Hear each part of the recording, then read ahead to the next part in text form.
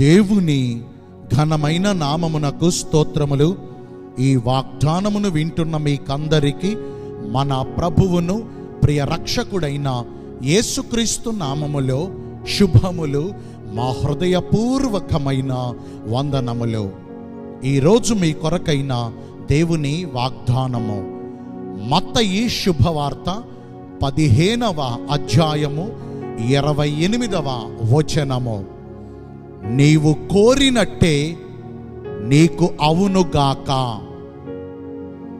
మంచి దేవుడైన యేసయ్య ఈ మంచి వాగ్దానమును నేడు మనందరి జీవితములలో నెరవేర్చునుగాక.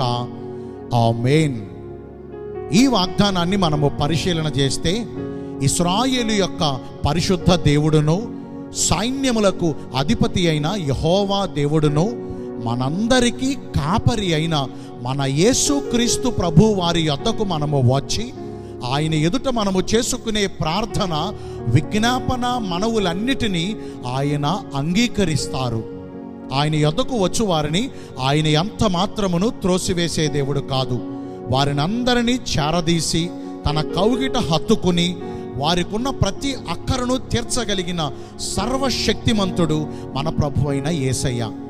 ఆయన ఎదుట మనము చేసుకున్న మన ప్రార్థనలన్నిటినీ ఆయన అంగీకరించి మన కోరికను సిద్ధింపజేసి మన ఆలోచన యావత్తును సఫలమగునట్లుగా చేసి మన మనోభీష్టమును నెరవేర్చుచు మనము ఏదైతే ప్రభువుని కోరుకున్నామో అవన్నీ కాదనకుండా నిశ్చయంగా మనకు మంచి ఈవులను అనుగ్రహిస్తారు. మనము ఆపదలో ఉండి, కష్టకాలములో ఉండి, దీనస్థితిలో ఉండి ఆయనకు మొర్ర పెట్టగా, మనమున్న శ్రమలో ఆయన మనకు తోడుగా ఉండి మనలను చుట్టుముట్టిన ఈ శోధన బాధలు, ఈ శ్రమలన్నిటిలో నుండి ఆయన మనలను విడిపించి సంరక్షిస్తారు. ప్రభు అయిన యేసు మనుష్య కుమారునిగా పరిచర్య చేస్తున్న రోజులలో కనాను స్త్రీ ఒకటి వచ్చి ఆయనను వెంబడిస్తూ తన కుమార్తెకు పట్టిన దయ్యము నుండి యేసుక్రీస్తు ప్రభువు వారు విడుదల పొందించాలని ఆమె యేసును ఎంతగానో వేడుకున్నారు.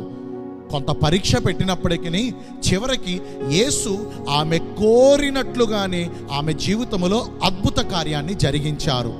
ఈ వాగ్దానాన్ని వింటున్న ప్రియ దైవ జనాంగమా, అలనాడు కనాను స్త్రీ కుమార్తెకున్న ఆ బలహీనత నుండి విడుదల పరిచిన దేవుడే ఈ రోజున మనకున్న బలహీనతలలో, మనకున్న అపాయముల నుంచి, మనకున్న శ్రమలన్నిటిలో నుండి ఆయన మనలను విడిపించి, మనము ప్రార్థనలు ఆలకించి మనము కోరినట్లుగా ఆయన మన జీవితాలలో కార్యాలు జరిగించాలంటే మనము ఎలాగున ప్రవర్తించాలో ఈ వాగ్దానం ద్వారా తెలుసుకుందాం.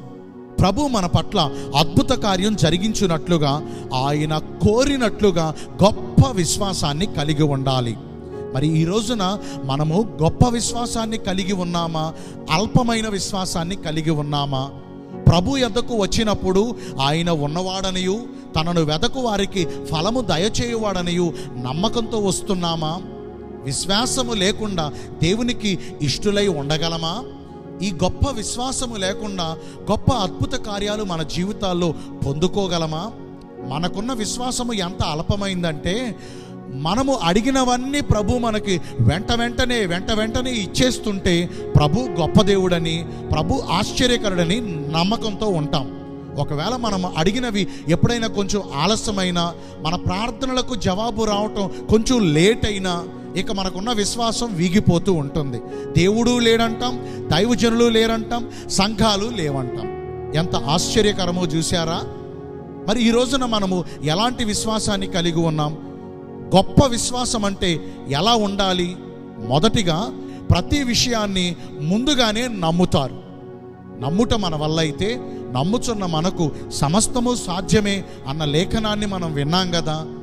నమ్మకంతో మనం ప్రభు దగ్గరికి వచ్చినప్పుడు మన నమ్మిక పరిమాణం చెప్పున ఆయన మన జీవితాల్లో కార్యాలు చేస్తారండి.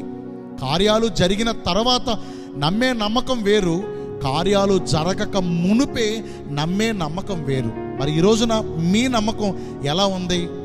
మరి రెండవది, గొప్ప విశ్వాసం అంటే ఎలా ఉంటుందంటే, ఒక గొప్ప విశ్వాసం కలిగిన వ్యక్తి సహనంతో ఉంటారు, ఓపిక పడతారు. ప్రభు కార్యం చేయునంత వరకు వారు కలవరపడరు, తొందరపడరు, ఓపికతో ఎదురు చూస్తారు. చివరికి ఆయన కార్యం చేసేదాకా ఆ సహనాన్నే కలిగి ఉంటారు. భక్తుడైన దావీదు అంటాడు 40వ కీర్తనలో, నేను యెహోవా కొరకు సహనముతో కనిపెట్టుకుని ఉంటిని, ఆయన నాకు చెవియొగ్గి నా ప్రార్థనలను అంగీకరించి, నేను పడిన నాశనకరమైన గుంటలో నుండి, జిగటగలిగిన దొంగ ఊబిలో నుండి నన్ను పైకి లేవనెత్తి, నా పాదములను బండ మీద నిలవబెట్టి నా అడుగులను స్థిరపరిచారు అని సెలవిస్తున్నారు.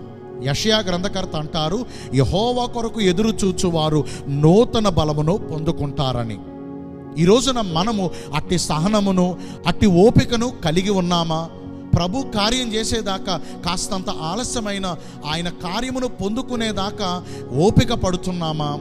కావలి కాయువారు ఉదయము కొరకు ఎలాగునైతే ఆసక్తిగా ఎదురు చూస్తారో, దాసుల కన్నులు జీతము పుచ్చుకునేటానికి తమ యజమానుల తట్టు ఎలాగున ఆసక్తిగా ఎదురు చూస్తాయో, ఈ రోజున ప్రభు యొద్దకు వచ్చిన మనము ఆయన కార్యమును చేయు వరకు సహనమును కలిగి ఓపికతో ఎదురు చూడాలి.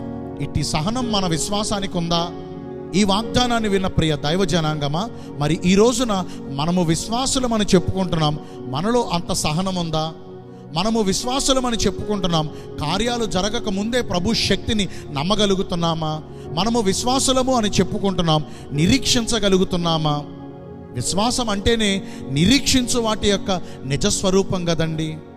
అంచేత ఈ వాగ్దానాన్ని విన్న తర్వాత అయినా కనాను స్త్రీ కలిగిన గొప్ప విశ్వాసాన్ని నేడు మనము కూడా కలిగి ఉండి, ఆ యేసుక్రీస్తు ప్రభు వారి మెప్పును పొంది మనము కోరినట్లుగా కార్యాలు పొందుకుందాం.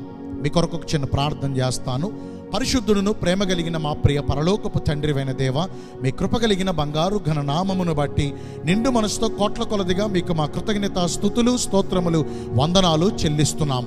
మేము కోరినట్లుగా మీరు మాకు కార్యాలు చేస్తానని ఈరోజు వాగ్దానము ద్వారా మమ్మను బలపరిచారు. మీ చిత్తానుసారంగా ప్రవర్తించి ఈ వాగ్దాన ఫలమును పొందుకునే కృపను నేడు మాకందరికీ దయచేయండి. ఈ రోజున ఎందరైతే పుట్టిన రోజులను, వివాహ దినములను, ఇతరమైన శుభకార్యములను జరిగించుకుంటున్నారో వారందరికీ మెండైన దీవెనలు కుమ్మరించమని, మీ రాకడ కొరకు మమ్మను సిద్ధపరచమని యేసుక్రీస్తు ప్రశస్త నామమున ప్రార్థించి వేడుకొనుచున్నాము మా ప్రియ పరలోకపు తండ్రి. ఆమేన్. May God bless you all. Thank you.